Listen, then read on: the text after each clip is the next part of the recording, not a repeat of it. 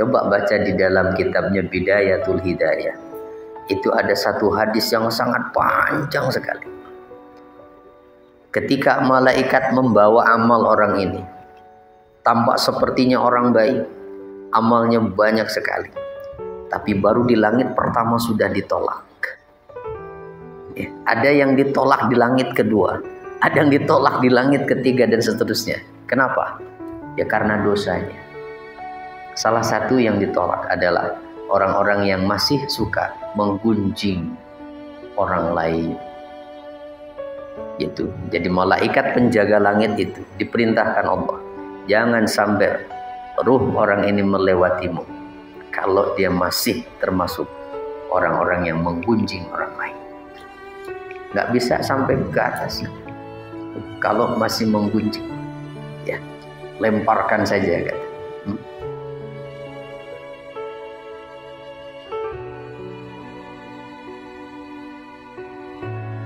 Assalamualaikum warahmatullahi wabarakatuh.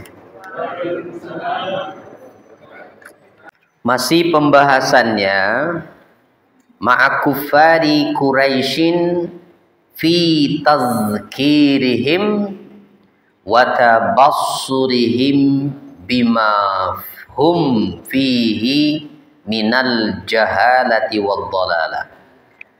Masih bersama orang-orang kafir Quraisy. Jadi masih sasarannya ditujukan kepada mereka dalam rangka apa? Mengingatkan mereka, membuat mereka melihat, membuat mata hati mereka terbuka dengan kebodohan dan kesesatan yang ada pada diri mereka itu. Ya, Allah buka begitu di ayat ini.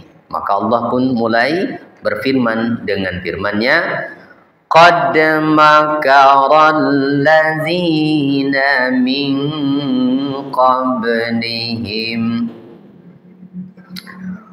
Qad makara, sungguh telah berbuat makar. Siapa? Alladzina min qablihim, orang-orang yang ada sebelum mereka. Nah, membuat makar. Membuat makar itu membuat apa? Maksudnya, kalau definisi negara, makar itu berarti adalah ingin menggulingkan kekuasaan, begitu kan? Nah, tapi definisi di Al-Quran berbeda, bukan begitu. Ya, makar itu artinya adalah segala tipu daya, upaya yang dilakukan secara sembunyi-sembunyi dalam rangka menciptakan keburukan atau mempengaruhi orang lain dalam hal keburukan. Nah, yang dalam hal ini adalah tipu dayanya orang-orang kafir agar orang-orang tidak mengikuti Nabi Muhammad sallallahu alaihi wasallam. Maka Allah menyatakan orang-orang yang ada sebelum mereka dulu, sebelum orang-orang kafir Quraisy maksudnya. Siapa mereka? Ya umat-umat terdahulu seperti Namrud yang berhadapan dengan siapa? Nabi Ibrahim. Ada Fir'aun yang berhadapan dengan Nabi Musa dan yang lain-lainnya.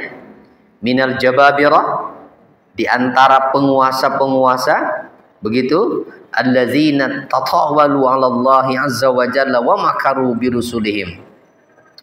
Yang mereka merasa lebih kuasa daripada Allah, lalu mereka membuat tipu daya menghadapi rasul-rasul mereka, sehingga Namrud melemparkan Nabi Ibrahim ke dalam api neraka, bukan api neraka, ke dalam api ya.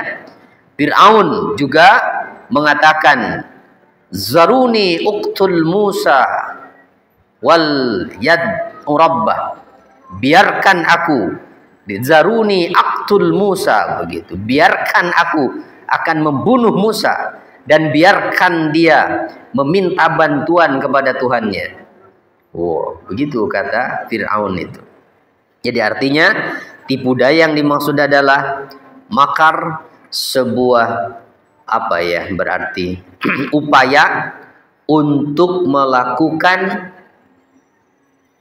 penghentian terhadap dakwah kebenaran, bahkan lebih sadisnya dengan memusnahkan utusan Allah itu.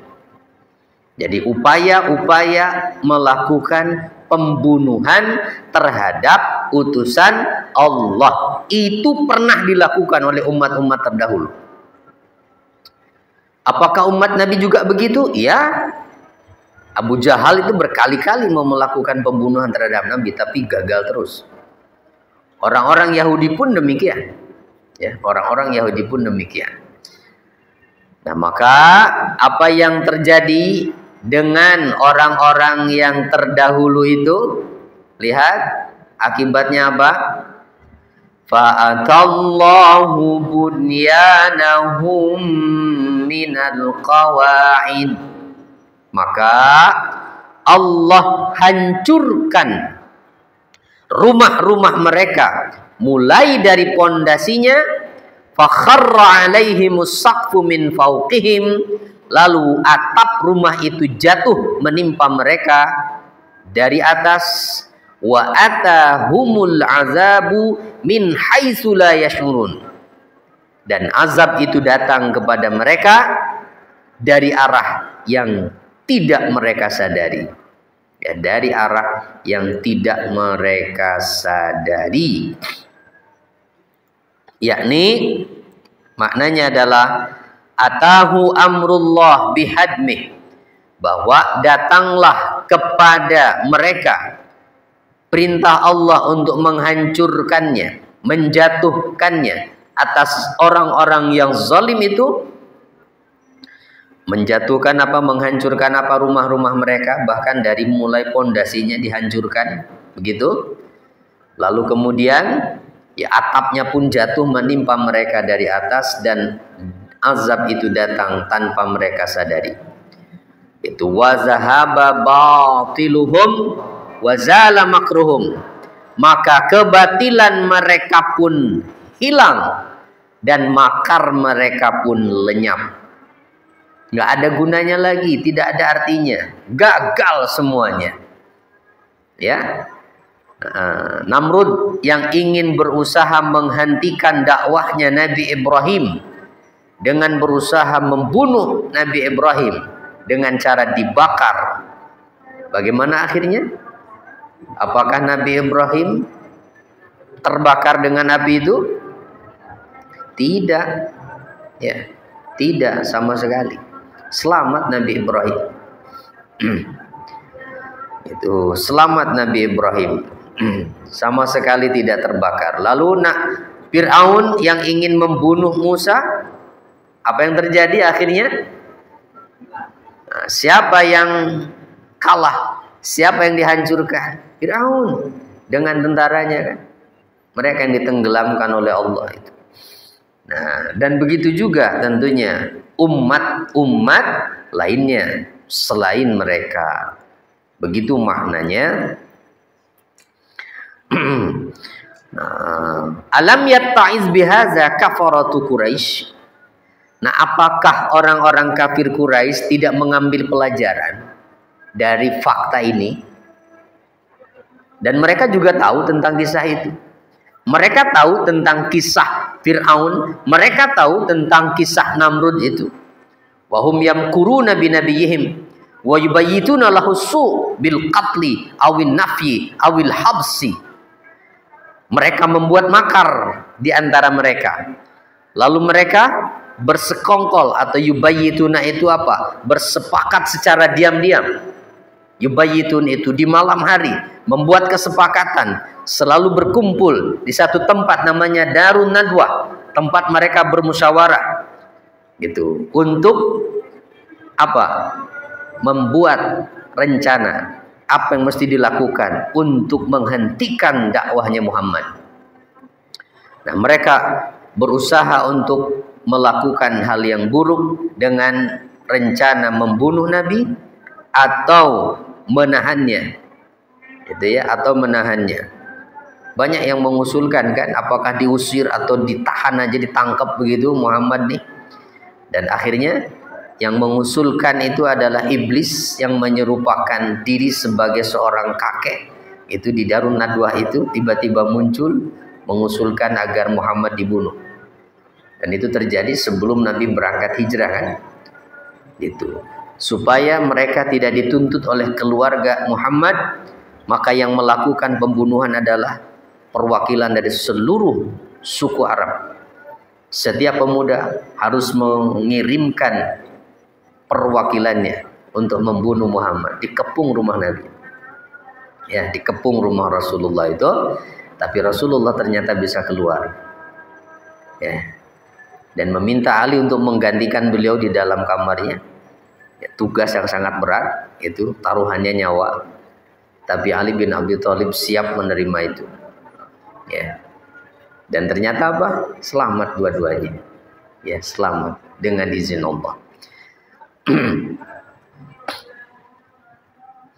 Nah, jadi yang terjadi ternyata faktanya pada umat-umat terdahulu itu yang selamat adalah utusannya, walaupun ada di antara utusan Allah yang berhasil dibunuh oleh kaumnya.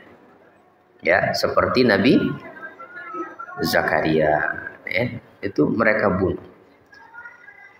Nah, tetapi rata-rata umumnya semua Rasulullah itu diselamatkan oleh Allah Subhanahu wa taala. Ya, kalaupun Nabi Zakaria tidak selamat bukan berarti kurang doanya. Tapi ya itulah kehendak Allah, menghendaki seperti itu. Pasti ada hikmah di balik itu tentunya. Apakah cukup mereka dihancurkan di dunia seperti itu? Tidak. Lihat lanjutannya. Tsumma yaumal qiyamati yukhzihim. Kemudian pada hari kiamat nanti Allah akan menghinakan mereka. Nggak cukup karena mereka mati dalam keadaan kafir, mati dengan tidak membawa iman, maka tidak ada hak mereka untuk masuk surga. Allah akan hinakan mereka. Wa yaqulu, dan berkatalah, aina syurakai, yani Allah yang berfirman ya. Wa yaqulu, dan Allah berfirman, itu mencela mereka, menghinakan mereka. Aina syurakai alladzina kuntum tusyaqquna fihim. Di manakah sekutu-sekutuku itu yang karena membelanya kamu selalu memusuhi mereka, yaitu nabi-nabi dan orang-orang yang beriman. Maksudnya, di mana sekutu-sekutuku, berhala-berhala yang kalian sembah itu mana? Yang karena mereka kalian semua memusuhi rasul-rasulku, memusuhi orang-orang yang beriman. Apakah mereka bisa menjawab? Ya nggak bisa. Ya. Bahkan qala alladzina utul ilm, berkatalah orang-orang yang dianugerahi ilmu menjadi saksi di hadapan Allah, dan mereka mengatakan, innal khizyal yawma wasu'a 'alal kafirin. Sesungguhnya kehinaan dan azab pada hari ini ditimpakan kepada orang-orang kafir. Jadi sungguh nasib orang-orang yang kafir itu sangat-sangat menderita, sudah mendapatkan azab di dunia, dan di akhirat pun mereka dihinakan seperti itu oleh Allah Subhanahu wa taala. Ya, dihinakan oleh Allah. Nauzubillah. Jadi summa yaumal qiyamati yukhzihim ayyuhinuhum wa yuzilluhum wa yuwabbihuhum. Allah hinakan, Allah rendahkan mereka, Allah celak mereka. Itu dengan perfirman Allah, aina syurakai tadi itu. Di mana sekutu-sekutu kalian, ay asnamukum wa awsanukum alladzina kuntum tukhalifuni biibadatikum iyyahum duni. Mana tuh berhala-berhala kalian yang kalian dulu mengingkariku dengan kalian beribadah kepada mereka, bukan kepadaku. Sebagaimana juga kalian memusuhi itu siapa? Orang-orang yang beriman dan para utusanku. Mana sekarang? Lalu, nah orang-orang yang berilmu yang dimaksud di sini adalah minal anbiya wal ulama. Nah, jadi allazina utul ilma, orang-orang yang diberi ilmu yang dimaksud adalah kalangan para nabi dan ulama. Di hadapan Allah mereka bersaksi juga ikut menghinakan orang-orang kafir itu dengan mengatakan innal khizya al-yawma was-su'a 'alal kafirin. Sesungguhnya kehinaan hari ini serta keburukan adalah untuk orang-orang kafir. Orang-orang kafir. Hari ini di dunia mereka tampak sepertinya menang. Mereka seolah-olah lebih mulia daripada yang beriman. Ya, seakan-akan begitu. Seakan-akan seperti itu. Nah, padahal nanti Allah akan balik keadaannya, ya. Allah akan balikan keadaannya. Orang-orang kafir itu akan dihinakan di akhirat nanti.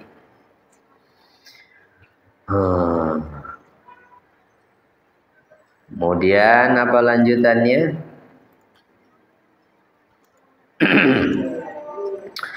Alladzina tatawaffahumul malaikatu zalimi anfusihim.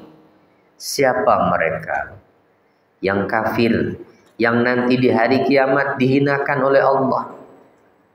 Bahkan orang-orang yang berilmu dari kalangan nabi dan ulama pun menghinakan mereka ini. Mereka ini adalah allazina tatawaffahumul malaikatu zalimi anfusihim. Mereka itu adalah orang-orang yang dicabut nyawa mereka oleh malaikat dalam keadaan zalim kepada diri mereka. Apa yang dimaksud zalim kepada diri mereka itu? Bisyirki wal ma'asi, yaitu dengan berbuat syirik serta berbuat maksiat kepada Allah. Wa min jumlatil ma'asi, dan di antara sejumlah maksiat yang menyebabkan orang itu dianggap mati dalam keadaan kafir adalah tarkul hijrah wal baqa baina zahranayil kafirin wal fusaqi wal mujrimin. Meninggalkan hijrah ke Madinah, dulu wajib hukumnya hijrah. Meninggalkan hijrah padahal punya kemampuan, memungkinkan untuk berangkat, tetapi lebih memilih tetap berada di Mekah di antara orang-orang kafir, orang-orang fasik, orang-orang mujrim, orang-orang yang jahat. Haitsu la yatamakkanul mu'min min ibadatillah, di mana sekiranya orang yang beriman yang tetap berada di Mekah tidak memungkinkan bagi mereka untuk menyembah Allah, karena pasti akan dizalimi oleh mereka. Ya. Begitu. Jadi itu diantara bentuk kemaksiatan. Makanya orang-orang yang tidak hijrah tanpa alasan, tanpa uzur, mereka dianggap munafik. Gitu. Matinya dianggap kafir. Dulu itu wajib berangkat hijrah dari Mekah ke Madinah itu. Ya kecuali uzur, ya. Kecuali uzur. Seperti karena kondisi sudah lanjut usia misalnya. Nah, walaupun ada kisah ya orang kakek yang berangkat hijrah itu. Nah, itu ada di surat An-Nisa. Kalau sempat waktu besok pagi kita bahas itu. Besok Ahad kelima ya. Hah? Jadwal saya ya? Nah? Ada kajian nggak besok? Sudah ada?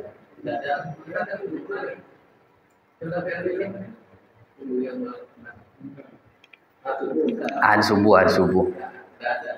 Oh, udah ada. Oke, udah nggak apa-apa.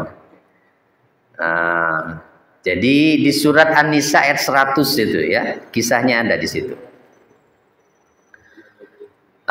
Kita lihat lagi lanjutannya apa ini? Mana? Fa'alqaw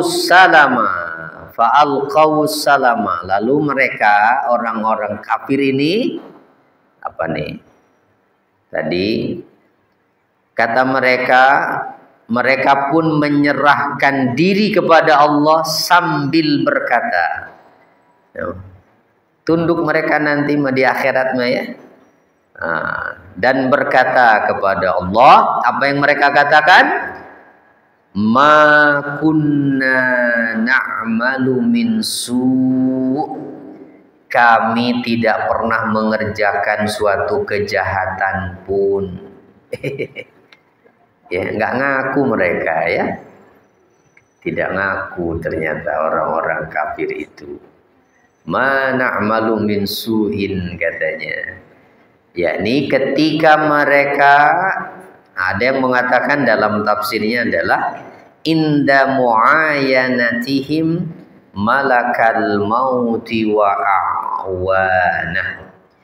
Ini terjadi ketika mereka melihat dengan mata kepala di hadapan mereka hadir malaikat maut dan para pembantunya. Jadi saat-saat menjelang kematian mereka tunduk kepada Allah. Seperti halnya Fir'aun juga yang saat-saat kematiannya dia pun menyatakan beriman pada Allah kan? Iya, beriman, tapi ya telat. Ya, telat. Gitu.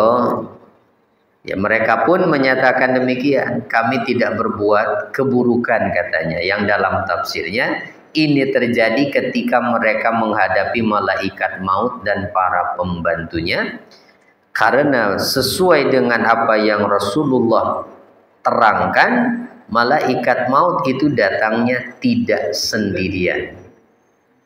Ya. Membawa para malaikat lainnya. Gitu. Jadi apanya? Ya para pembantunya, asistennya. Gitu. Malaikat mautnya hanya tinggal mencabut saja ruhnya dari ubun-ubun. Malaikat-malaikat yang lainnya ada yang memutuskan urat-urat sarafnya, mulai dari kaki terus naik ke atas kan begitu. Yang dalam hadis Nabi digambarkan saat malaikat itu datang, semua tampak gitu banyak sekali, sehingga orang yang mau dicabut nyawanya dia tahu banyak yang datang. Itu banyak yang datang, dan hanya dia yang bisa melihat itu, yang lain nggak bisa melihat. Malaikat maut duduk di atas kepalanya. Ya, ketika ruhnya tinggal di tenggorokan, itulah tugasnya malakul maut itu, tinggal mengambil ruhnya dari ubun-ubun itu. Nah, kalau ruhnya roh orang yang baik, orang yang bersih, orang yang beriman, lalu dipakaikan oleh mereka para malaikat ini pakaian dari surga, diangkat, dan sepanjang perjalanan menuju langit itu semerbak harum wangi. Ya, sehingga para malaikat itu di setiap langit itu bertanya, ruh siapa ini? Ruh siapakah ini? Ya, terus sampai ya, ke langit pertama, kedua, dan seterusnya. Allah tempatkan di Illiyin. Nah, sedangkan jika ruhnya ruh orang yang buruk yang diambil oleh malaikat maut ini, maka yang dipakaikan adalah pakaian dari neraka. Dan yang tercium adalah aroma bau yang sangat menyenangkan. Belum sampai ke langit pertama pun nggak bisa menembusnya, sudah ditolak. Itu nggak boleh menembus langit. Akhirnya dilemparkan ruhnya ini, ditempatkan di sijin, tempat paling bawah dari bumi ini. Ya, seperti itu. Itu bahkan di antara orang-orang yang mungkin orang beriman pun nggak semuanya bisa menembus langit. Coba baca di dalam kitabnya Bidayatul Hidayah. Itu ada satu hadis yang sangat panjang sekali. Ketika malaikat membawa amal orang ini, tampak sepertinya orang baik, amalnya banyak sekali. Tapi baru di langit pertama sudah ditolak. Ada yang ditolak di langit kedua, ada yang ditolak di langit ketiga dan seterusnya. Kenapa? Ya karena dosanya. Salah satu yang ditolak adalah orang-orang yang masih suka menggunjing orang lain. Gitu. Jadi malaikat penjaga langit itu diperintahkan Allah, jangan sampai ruh orang ini melewatimu kalau dia masih termasuk orang-orang yang menggunjing orang lain. Nggak bisa sampai ke atas kalau masih menggunjing, ya lemparkan saja, kata. Ya Allah, gimana nanti ruh kita ya?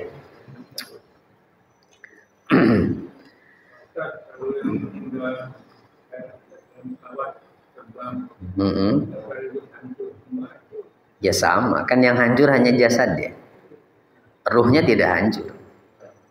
Ya, jadi yang kembali itu adalah ruhnya. Ruh itu tidak akan pernah mati, diciptakan dan setelah itu dia akan hidup terus. Hanya pindah alamnya ketika Oh ya, kalau proses pencabutannya itu sih wallahu alam ya.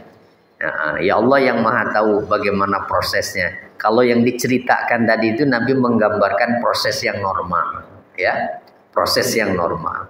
Ya kalau orang-orang yang meninggal karena kecelakaan dan sebagainya, ya tetap malaikat maut yang nyambutnya pastinya kan. Ya tetapi ya seperti apa? Apakah cepat atau seperti yang tadi didatangi rombongan dulu? Ya wallahu alam lah ya.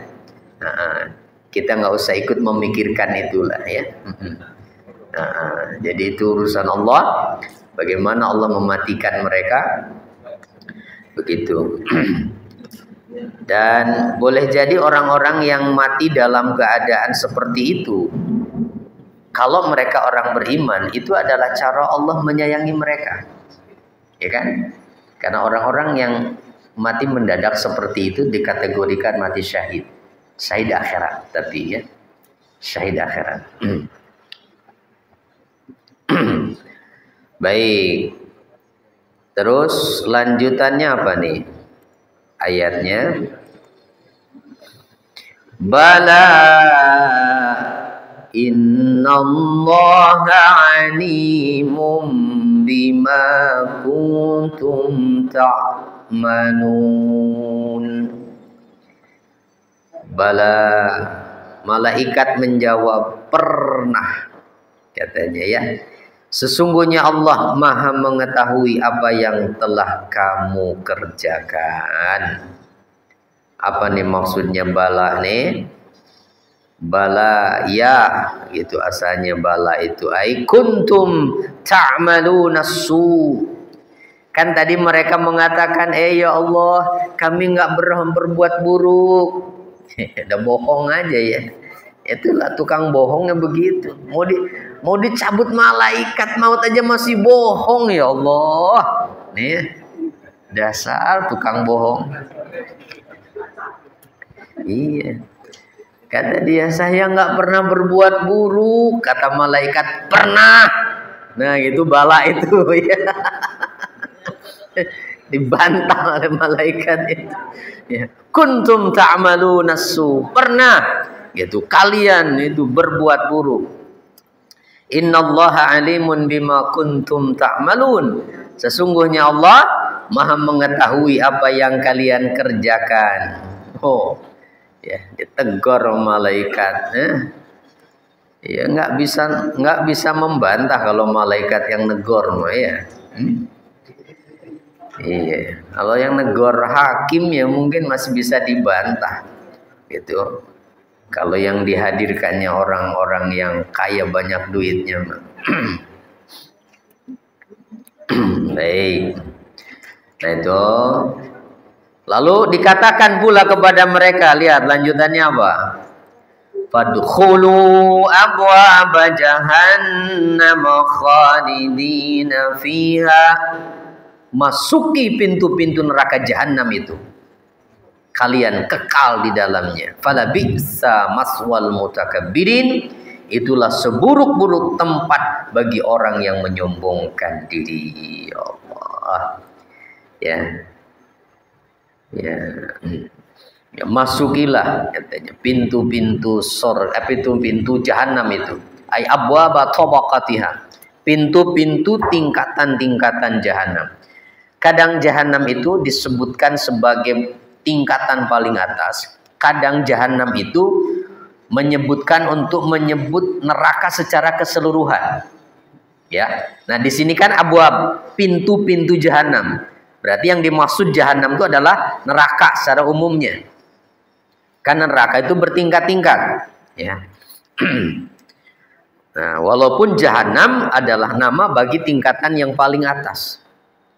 Nah, jadi yang paling dekat itu, yang dekat dengan sirat jembatan itu namanya jahanam, dan terus itu sampai ke bawah, ya, dimana tidak akan sampai meluncur orang sampai ke dasarnya kata Nabi itu kecuali dengan perjalanan 70 tahun lamanya. Nah, jadi itulah tempat kembali siapa? Al-mutakabbirin, orang-orang yang sombong. Siapa maksudnya? Orang-orang yang menyombongkan diri, yang tidak mau beribadah kepada Allah. Itu ya, orang-orang yang menyombongkan diri tidak mau beribadah kepada Allah. Bagaimana kalau ada orang-orang beriman yang berdosa? Ya sama, berarti dia nggak mau ibadah. Itu nggak mau sholat, walaupun ngaku mukmin, ngaku muslim, sibuknya adalah mengumpulkan harta, sibuk dengan urusan dunia. Nah, kalau yang begitu, ya Al-Quran dibelakangi, berpaling dari Quran, nggak pernah kenal ayat-ayat Quran. Nah, kalau yang begitu gimana?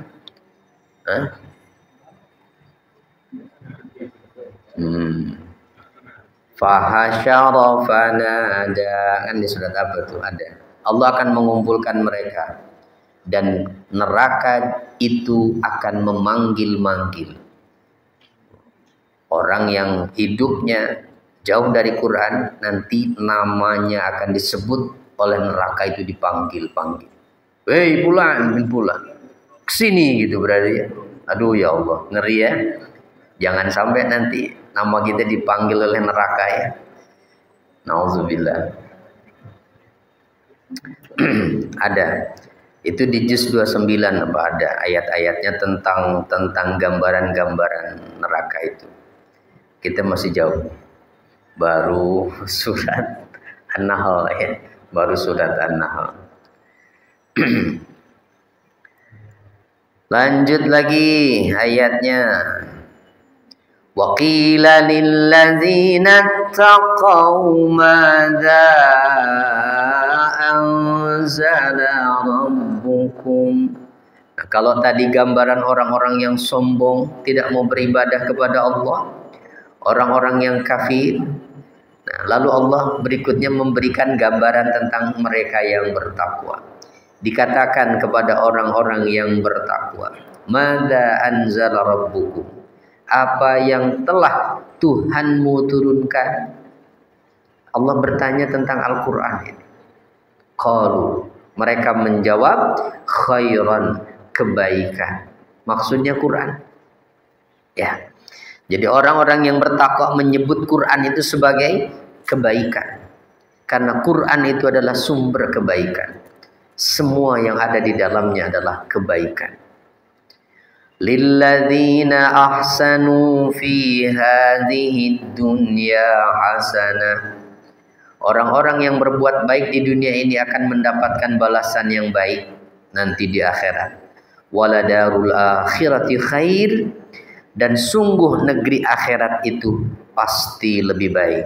Wala ni'ma darul muttaqin, dan itulah sebaik-baik tempat bagi orang-orang yang bertakwa. Di mana? Jadi sorga pastinya ya. Itu tempatnya mereka itu di sorga. Wala ni'ma darul muttaqin.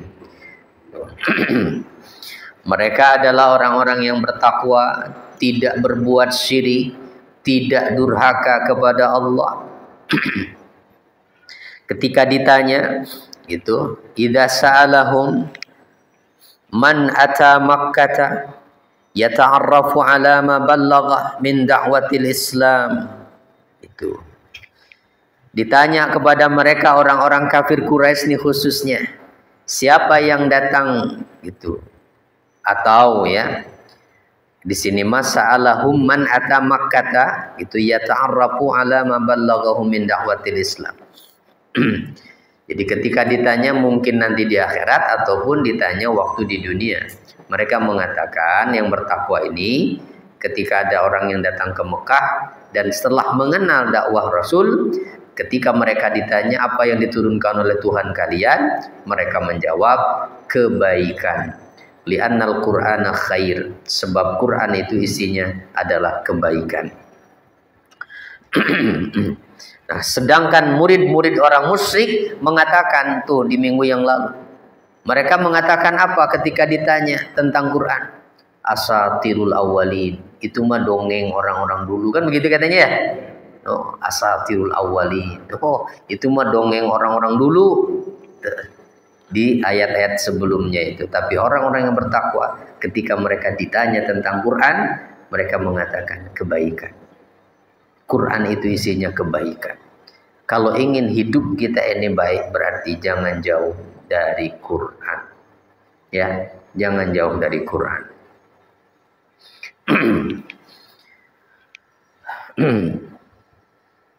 Kemudian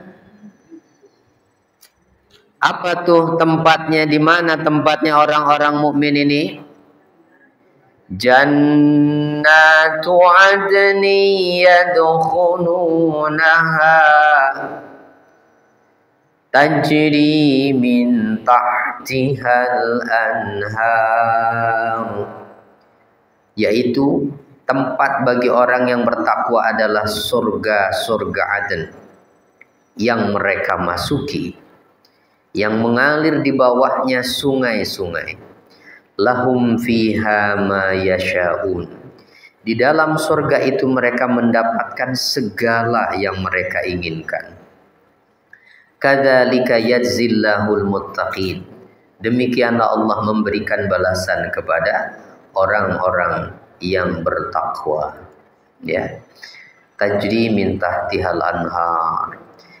Jadi Allah memberitahukan bahwa surga-surga itu berupa kebun-kebun yang dipenuhi dengan pepohonan yang rindang serta bangunan-bangunan yang indah, gitu. Dilengkapi dengan berbagai macam makanan, minuman, pakaian, ya. Lalu mengalir di bawahnya sungai-sungai, dan mereka mendapatkan apapun yang mereka inginkan. Itu sebagai gambaran nikmatnya surga itu tak terbatas. Itulah balasan Allah terhadap orang-orang yang bertakwa, ya, orang-orang yang bertakwa. Maka harapan orang bertakwa itu bukan dunia tapi akhirat. Ya. Kenapa? Karena kehidupan yang sesungguhnya adalah akhirat. Kehidupan dunia itu hanyalah kepalsuan. Ya, hidup dunia ini hanya sementara. Tidak ada yang abadi. Kehidupan yang sesungguhnya itu nanti di akhirat. Karena nanti di akhirat kita nggak akan pernah mati lagi. Ya. Jadi kalau Allah menempatkan kita di surga, insya Allah nggak akan keluar lagi. Gitu, nggak akan pernah keluar lagi. Maka orang-orang yang beriman, orang-orang yang bertakwa, mereka tidak peduli lagi dengan keadaan dunia. Mau seperti apapun dunia, buat mereka nggak ada masalah dengan dunia ini. Gitu. Allah mau menguji mereka dengan apapun. Kenapa? Semua akan dilewati, semuanya akan berlalu dan akan berakhir. Tidak ada ujian dunia itu yang abadi. Ya enggak? Tidak ada penderitaan dunia itu yang abadi. Semuanya akan berakhir. Nah, makanya ya sudah itu. Kalau berharap akhirat berarti kita berusaha menjadi orang-orang yang bertakwa, ya. Jangan tertipu dengan dunia. Jangan sampai kita lupa dengan akhirat. Yuk. Ya, fokus memikirkan urusan dunia, urusan akhirat. Orang yang sibuk dengan dunia itu kalau diibaratkan seperti orang yang punya rumah di ujung jalan. Dan untuk bisa sampai ke rumahnya itu dia harus melewati sebuah jembatan. Dan adalah konyol tentunya. Dan bodoh sekali jika orang itu lebih betah berlama-lama di jembatan. Bahkan menghiasi jembatan. Tiangnya dibikin dari emas. Dikasih karpet. Biar betah berlama-lama di jembatan. Sementara rumahnya nggak pernah dihiasi. Nggak pernah diperhatikan. Nggak pernah diurus. Gitu. Ya. Bukankah kalau mikir mas siapapun juga nggak mau tinggal di kolong jembatan. Tapi orang-orang yang terjebak dengan dunia itu hakikatnya mereka itu terjebak di kolong jembatan dunia. Mereka tidak pernah memikirkan rumahnya di akhirat nanti seperti apa. Gitu. Mau seperti apa rumah kita di akhirat nanti kan sekarang. Ya, usahanya. Gimana caranya? Kalau pengen dibangunkan satu pila rumah di surga, jangan pernah tinggalkan 12 rakaat. Kata Nabi kan itu. Rawatib itu 12 rakaat. Nah, itu caranya. Jadi nggak usah ngumpulin semennya, nggak usah ngumpulin batunya. Allah langsung bangunkan rumahnya di surga nanti. Yang penting istiqomah 12 rakaat. 2 rakaat sebelum subuh, 4 rakaat sebelum zuhur, 2 rakaat setelah zuhur, 2 rakaat setelah maghrib, 2 rakaat setelah isya. Nah, itu yang disebut dalam riwayatnya, ya. Nah.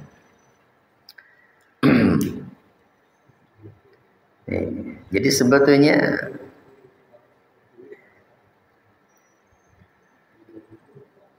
apa nih lanjutannya ayatnya? Siapa mereka yang bertakwa ini? Alladzina tatawaffahumul malaikatu thayyibin, yaitu orang-orang yang diwafatkan oleh para malaikat dalam keadaan baik. Begitu, dalam keadaan baik, diwafatkan dalam keadaan beribadah.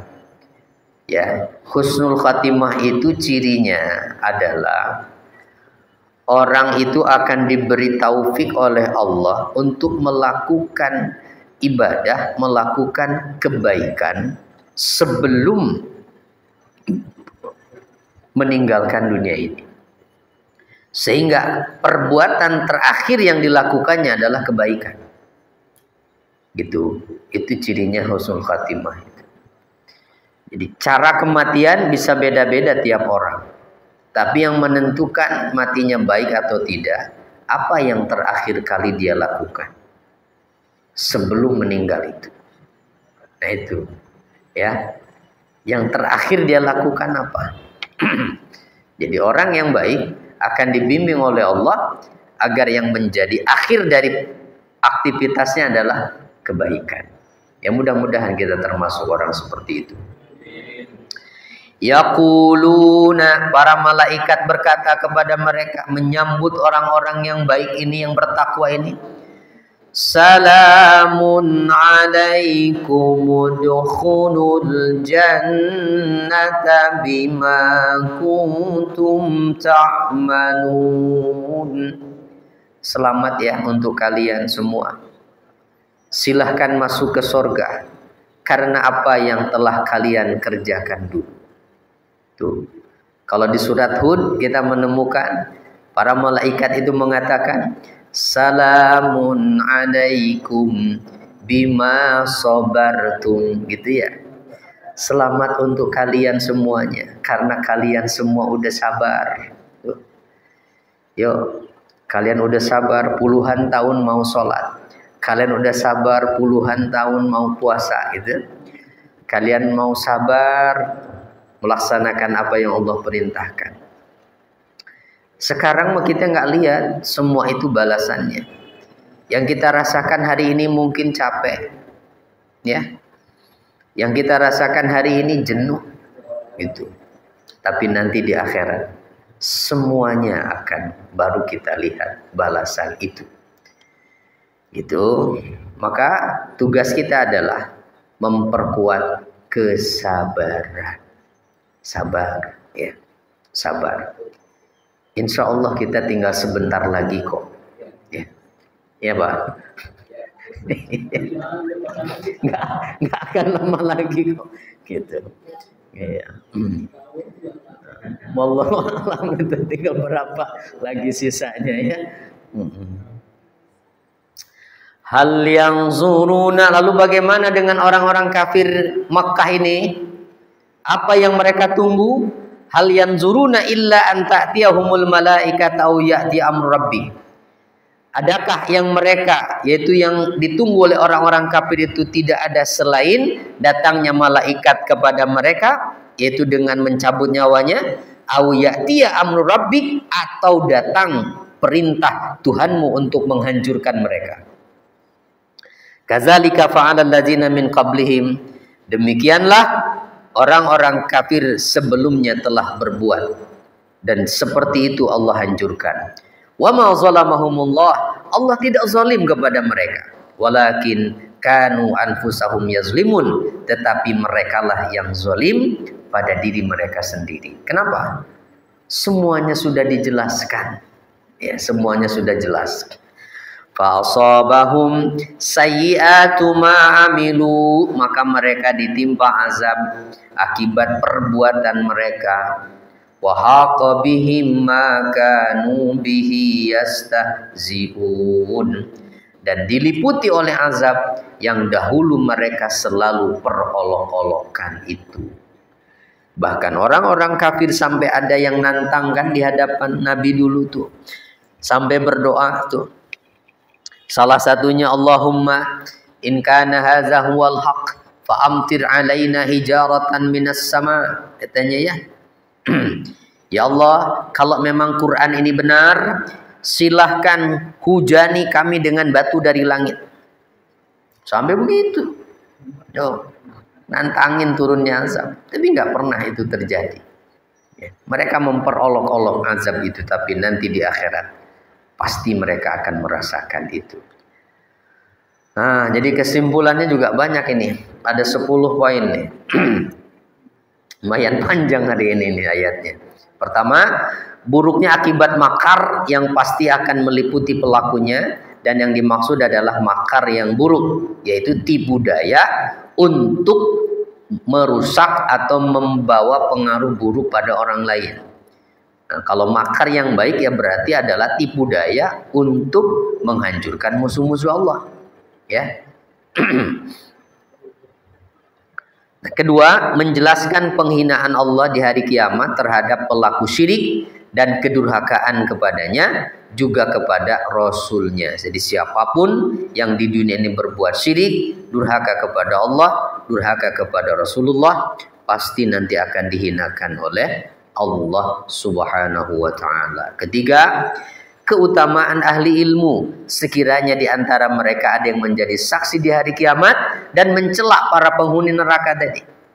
Dan mereka ini adalah kalangan para nabi serta para ulama, ya. Para ulama yang mengamalkan ilmunya. Karena tidak semua ulama itu mengamalkan ilmunya. Ya, ada ulama-ulama yang justru dengan ilmunya mereka inginkan dunia. Dan itu adalah ulama-ulama yang jahat, kata Nabi. Ulama-ulama yang buruk, ya. Yaitu ulama-ulama di akhir zaman ini yang rela menjual agama demi kepentingan dunia, ya. Wow, apalagi ini zaman mau pemilihan kayak begini nih ya. Aduh, kalau mau cari duit mau gampang itu. Keempat, menjelaskan tunduknya orang zalim ketika kematian menghampiri mereka, serta menjelaskan kekalahan dan kedustaan mereka. Akhirnya mereka akan hancur, walaupun tidak di dunia tapi pasti di akhirat. Dan tadi menjelaskan kedustaan mereka, sampai menjelang kematian pun mereka masih tetap berdusta. Dengan mengatakan apa katanya tadi? Kami tidak berbuat keburukan. Mengelak ya. Kami nggak pernah berbuat buruk, ya Allah. Ya. Dikira pencatat amal, nggak tahu kali ya. Oh. Mungkin langsung dijewer sama malaikat pencatat amalnya ya. Enak aja bu, gitu ya. Oh, nih, kamu sudah pernah berbuat buruk gitu. Ya Allah. Kelima, menetapkan akidah adanya hari kebangkitan dan kehidupan akhirat dengan cara atau gaya bahasa yang paling menggugah, paling bijak dan paling kuat. Kalau orang yang baca itu mereka mau membacanya dengan hati, pasti akan terbuka hatinya. Seperti itulah Al-Quran menggambarkan orang kafir tempatnya nanti di mana, orang bertakwa tempatnya nanti di mana. Kalau yang punya akal kan mikir, saya kira-kira mau ikut yang mana gitu. Ya masa mau milih yang kafir? Ya. Pasti siapapun yang punya akal, dia hanya akan memilih orang-orang yang bertakwa yang tempat akhirnya adalah surga. Tapi memang yang dibutuhkan apa tadi? Kalau ingin tetap jadi orang bertakwa, sabar. Ya, sabar. Jangan ingin bersantai dulu sekarang mah. Dunia bukan untuk tempat bersantai-santai, Pak. Nanti di surga kalau untuk mau santai-santai mah ya, nggak apa-apa. Biarin aja kalau orang yang ada pengen santai-santai itu, kayaknya nggak mau direpotkan dengan sholat, nggak mau direpotkan dengan ngaji, itu nggak mau direpotkan dengan belajar, nggak mau direpotkan dengan urusan agama. Pengennya tuh santai, tidur, makan, gitu ya. Udah nggak usah mikir apa-apa. Ya, biarkan mereka yang seperti itu. Tapi kita jangan seperti mereka. Karena tempat bersantai sesungguhnya adalah surga nanti. Dunia ini tempat kita bercocok tanam. Ya namanya bercocok tanam harus rela kepanasan, kehujanan. Bukan waktunya menuai sekarang itu, tapi waktunya menanam. Tapi siapapun yang menanam pasti akan merasakan hasilnya. Tapi orang yang nggak pernah menanam, jangan berharap mau menuai. Ya, mau menuai apa? Kerjaannya cuma tidur. Ya, makanya Imam Ghazali di dalam Bidayatul Hidayah itu Mbak, membimbing kita kan, supaya setiap Muslim itu tidak menyia-nyiakan waktu. Beliau membimbing kalau masih ada waktu, setiap ada celah waktu antara sholat itu gunakan untuk 4 hal. Jika memungkinkan, pertama untuk tambah ilmu. Caranya hadir di majelis atau baca buku atau apa saja. Yang penting bisa tambah ilmu. Atau kalau enggak, yang pertama memberi manfaat pada orang lain, menolong orang. dan niatkan mencari ridho Allah. Jangan cari pamrih apapun.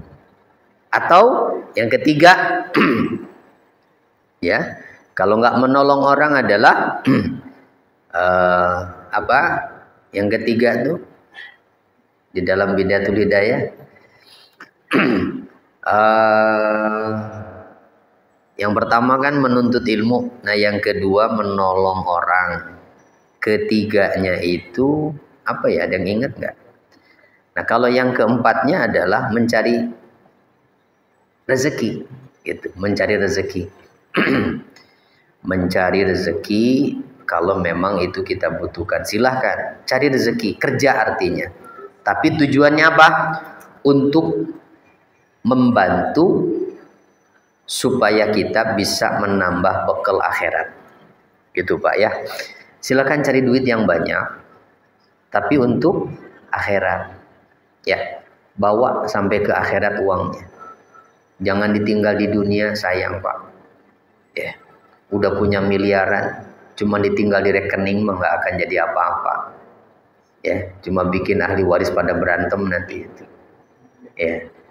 Tapi kalau semiliar itu kita bawa ke akhirat, insya Allah itu akan jadi buah amal kita. Caranya gimana? Nah, itu caranya adalah sedekahkan, wakafkan, infakkan gitu. Ya, seperti kisah Ali Banat, pernah dengar? Pemuda orang Australia, miliarder, kaya raya, itu pernah dengar? Waduh, ketinggalan kalau itu. Itu kisahnya 2015. Ali Banat namanya. Ya. Masih muda tapi sudah jadi miliarder. Hartanya luar biasa, banyak sekali. Lalu Allah berikan dia ujian, kena kanker stadium 4. Dan apa yang terjadi? Ia menganggap kanker itu sebuah karunia. Karena setiap kali merasakan sakit karena sakitnya, ia baru sadar gitu.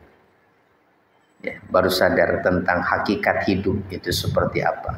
Nggak ada gunanya semua harta yang dia kumpulkan itu. Maka dia habiskan tuh Pak hartanya itu untuk membantu anak-anak di Afrika itu. Habis hartanya. 2018 akhirnya meninggal dunia karena kankernya itu. Ali Banat namanya. Dan dia membawa hartanya ke akhirat itu. Mobil-mobil mewahnya itu udah semuanya dijual untuk beramal, ya, bantu anak-anak Afrika itu. Nah, itu kalau yang paham. Ya, kalau yang nggak ada iman, ya memuas-muaskan diri. Hidup saya tinggal 7 bulan lagi mau ngapain? Ya puas-puasin aja kan begitu. Ya. Nah, tapi kalau yang ada iman, paham. Ya, gitu.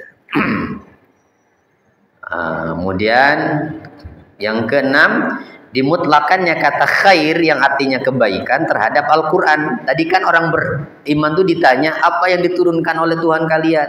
Kata mereka kebaikan. Kenapa? Memang Quran adalah kebaikan yang hakiki. Apa yang datang dari Quran semuanya itu kebaikan. Maka siapa yang memandang ada seseorang dari penghuni dunia ini yang lebih baik dari Quran, maka ia telah mengingkari nikmat Allah terhadapnya. Kalau ada yang menganggap orang yang lebih pintar daripada firman Allah di Quran, atau ada orang yang menganggap ada yang lebih pintar daripada keterangan Quran, sehingga keterangan Quran ini nggak usah diikuti, ini udah jadul. Nah, yang lebih modern adalah pendapatnya orang ini, itu berarti dia sudah mengingkari nikmat Allah itu. Ya, mana ada yang menganggap beberapa keterangan Quran perlu direvisi, udah nggak sesuai dengan zaman. Nah, itu. Nah, yang ketujuh, kebahagiaan dunia dan akhirat bagi pemilik ihsan. Ya, ihsan itu yaitu mereka yang dalam keimanan ditunjukkan dengan ikhlas dalam beriman semata-mata karena Allah. Dalam keislamannya ditunjukkan dengan sesuai dengan syariat, itu mengamalkan syariat Islam serta merasa diawasi oleh Allah dalam keadaan demikian, muraqabah. Itu yang ihsan. Ihsan itu kan dalam pengertian Nabi bahwa engkau menyembah Allah seakan-akan kamu melihat Dia, atau kalau tidak demikian maka engkau beribadah kepadanya seakan-akan engkau dilihat oleh Allah, merasa diawasi oleh Allah. Itulah ihsan. Hakikat takwa itu yaitu merasa diawasi oleh Allah dimanapun dan kapanpun. Kedelapan, kabar gembira bagi orang yang beriman di saat kematian, saat bangkit dari kubur dengan kenikmatan yang abadi di sisi Rabbul Alamin. Ya. Di saat kematian pun kan juga demikian. Tatanazzalu alaihimul malaikatu alla takhafu wa la tahzanu. Ya. Orang-orang yang istiqomah di jalan kebenaran itu, malaikat akan turun mengatakan kepada mereka, enggak usah bersedih kalian. Sehingga orang beriman tidak akan merasakan insyaallah sakitnya sakaratul maut gitu ya. Insyaallah mudah-mudahan kita termasuk yang demikian. 9. Amalan hati dan anggota badan adalah sebab masuk surga. Kan tadi kata malaikat, selamat ya untuk kalian. Ini semua karena apa yang sudah kalian lakukan dulu waktu di dunia. Tak? Kalian mau sholat, kalian mau puasa, kalian mau tahajud, kalian mau duha. Ya sekarang makan gak kelihatan apa-apa. Ya gak kontan langsung. Tapi semua amal itu bukan harga surga. Harga surga tidak ternilai Pak, dengan itu semua. Terlalu mahal surga itu kalau harus dibeli dengan sholat kita, dengan puasa kita. Nggak ada bandingannya. Ya. Kalau kita harus membeli surga dengan sholat, seumur hidup kita sholat, nggak berhenti, gitu, nggak tidur sholat terus begitu, nggak akan bisa kebeli surga. Kenapa? Bukankah kemampuan kita bisa mengerjakan sholat juga adalah nikmat dari Allah yang harus kita syukuri? Karena nggak semua orang yang dikasih hidup itu bisa mau mengerjakan itu. Ya, jadi terus gimana dong? Ya semata-mata karena rahmat Allah saja. Mau menerima amal kita yang nggak seberapa dan memaafkan dosa-dosa kita. Jadi orang-orang yang melakukan amal kebaikan itu akan disucikan jiwanya, bersih ruhnya, sehingga ia dianggap layak untuk menjadi ahli surga. Allah terima amalnya, diampuni dosa-dosanya. Ya mudah-mudahan kita termasuk mereka.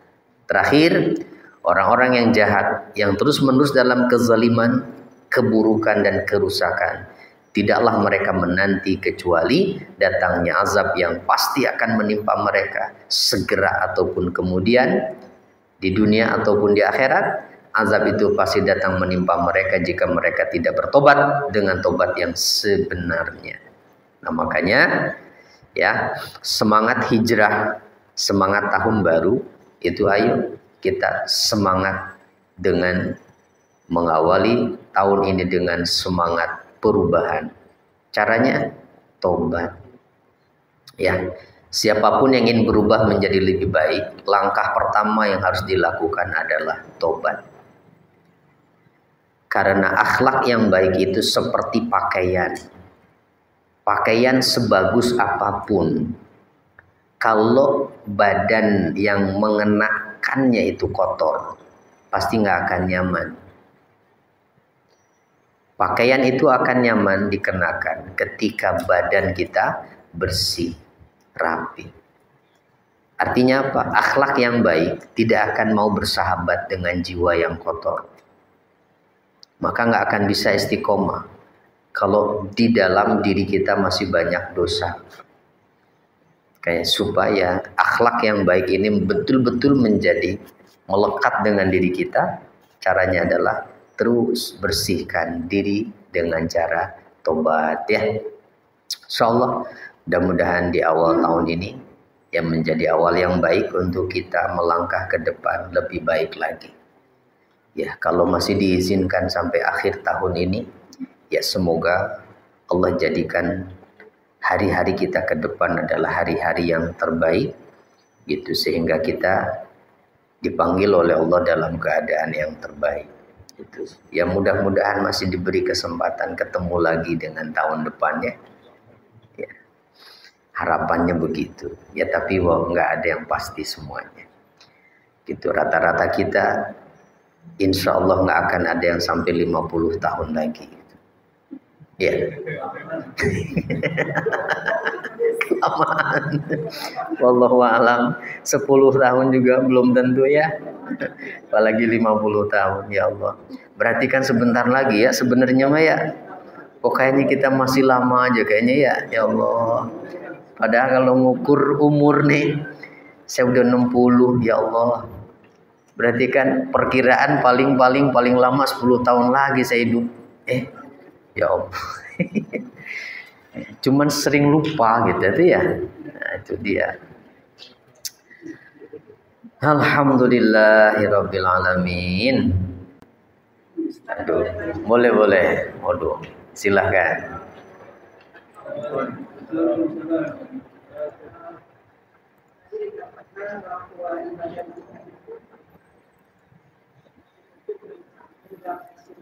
Iya.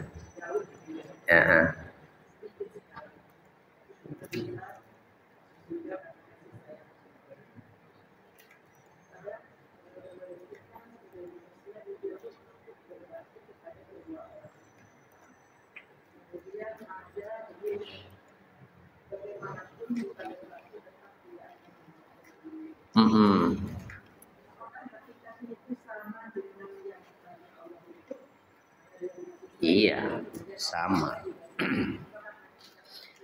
Jadi hakikat berbakti kepada orang tua itu sebetulnya nggak akan cukup dengan seumur hidup kita berbuat baik kepada mereka.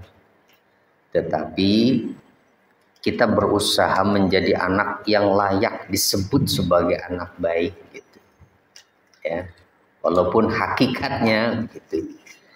Ya, seumur hidup kita berbakti kepada ibu misalnya. Kata Nabi kan nggak akan bisa menggantikan sakitnya saat melahirkan dan saat kita bergerak di dalam perutnya itu orang tua itu. Makanya orang tua kan walaupun kafir juga selama di dunia tetap berhak untuk diperlakukan baik.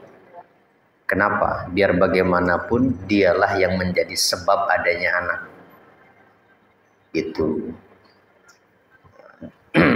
Ya cuma kalau masih hidup kan masih ada harapan untuk didoakan mendapatkan hidayah kalau bukan orang beriman ya. Itulah baktinya anak itu. Ada lagi? Ada jam 2 lewat ya Pak ya.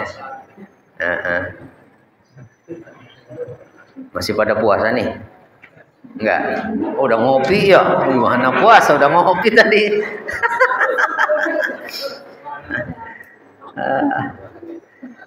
Ya nggak apa-apa kalau mau puasa bulan haram kan nih masuknya ya.